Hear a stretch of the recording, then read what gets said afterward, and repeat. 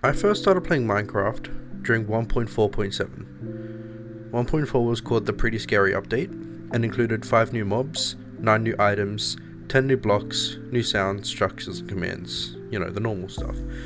And just a few updates later in 1.4.6 included enchanted books as well. I remember experiencing this game using features that, unbeknownst to me, were brand new, and I never knew it. The integration of these new items and mobs, zombie villagers, witches, carrots, pumpkin pie, etc., it felt natural, like they were logical and normal additions. But Minecraft feels different now, and I think I know why. Updates feel self-contained. When you play through Minecraft with the features I mentioned prior, they fit seamlessly into the game, because they interact with existing functions and player intentions at every step of the way. I'd wager most survival players have used an anvil before, maybe fixing an enchanted bow a skeleton dropped, making a set of god armor, or combining enchanted books for a maxed out enchantment. But along the way, you'll eventually always need that when playing survival. Now, it's not to say 1.4 just brought out items that will be seen and used by everyone. It also brought out the Wither Star and Beacon, the hardest boss fight at the time, rewarding you with one of the strongest blocks in the game. Now compare that with the Tricky Trials update. Most of this update revolves around the new trial chambers, large structures where you have to fight through new enemies and can receive mid to late game armor and weapons. But the thing is, it's very self-contained. You have to go out of your way to level up a cartography villager to get a map to one of the trial chambers, or just stumble upon one by chance. The notable new items include an automatic crafter and the new weapon, the mace. Now, I'm all for the new unique weapons and items.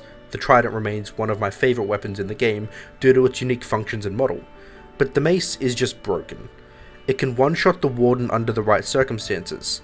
Why? I enjoy the concept of adding damage based on fall height, but having it negate fall height entirely and deal more damage is just ridiculous. The fall height should be the trade-off for taking more damage. It should be a glass cannon kind of weapon. But I digress. Maybe it's just because I've been playing for so long, but it feels out of place. I feel like if a new player came in blind, they could extrapolate that this was a new feature. And most of the updates have been like that. It feels isolated. Of the 44 mobs added in the past 10 years, 13 have either no functionality or exist only for features added in the same update they were in. The Warden, for example. It is there solely for the new sound mechanics and adds nothing else to the game.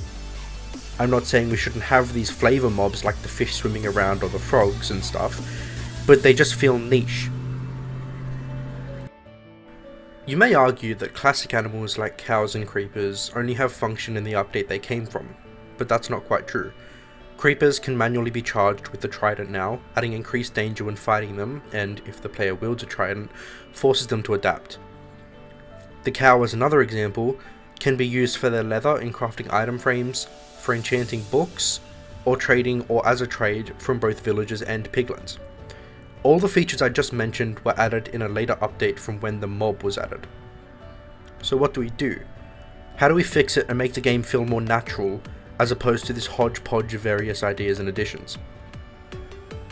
I think we should add depth to what we have already. Many fans for years now have been asking for an end update a la 1.16 with the Nether, and this could only benefit the game, if done right. The aim shouldn't be to make them end hospitable like what they did with the Nether, but to lean into the weird alien nature of the End and the Enderman, and reward the player for exploring and adapting to this alien environment. There's so many unique ideas they touch on but don't explore. The frost mechanics, for example, of powdered snow. Why not have temperature mechanics fully? Leather armor could negate the cold, but killing polar bears for their pelts provides additional protection, maybe somewhere in the range of chainmail armor. It could also stop adult polar bears from attacking you if you get near their cubs. If you want to expand on the deep dark and the skulk stuff, either add a new dimension or enhance the danger. Give players a reason to have to explore the area, but give them a reward for doing so. Maybe a specific way to stop the Warden. I feel like, in my personal opinion, having a mob as powerful as the Warden makes the challenge redundant. If it can kill a player wearing full netherite with protection 4 on all pieces in just 3 hits, what's the point? I, like many other players, am deterred from exploring the deep dark ancient cities for this very reason. Minecraft is the best selling game of all time, and it only came out 13 years ago. It is a phenomenon, but it just feels like Mojang is trying too hard to recapture its bottled lightning. We don't want other Minecraft games, we want Minecraft. With updates slowing to 1 per year compared to 2 or sometimes 3 in the past, it feels like Minecraft has gone corporate, and in many ways it has. 5 games in total, 2 projects in film/TV planned, and merchandising that outpaces just about any other franchise. It's no wonder why proper game development has slowed. Minecraft is different.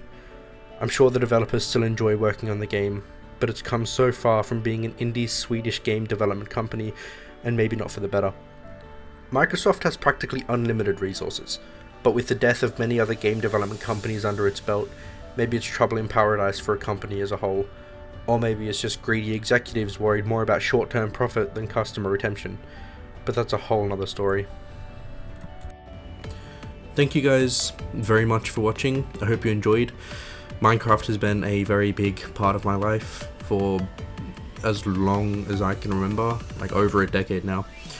But yeah, I've got a few more video ideas that I want to make and put out for you guys. If you made it to the end of this video, thank you very much, but I hope to see you guys next time.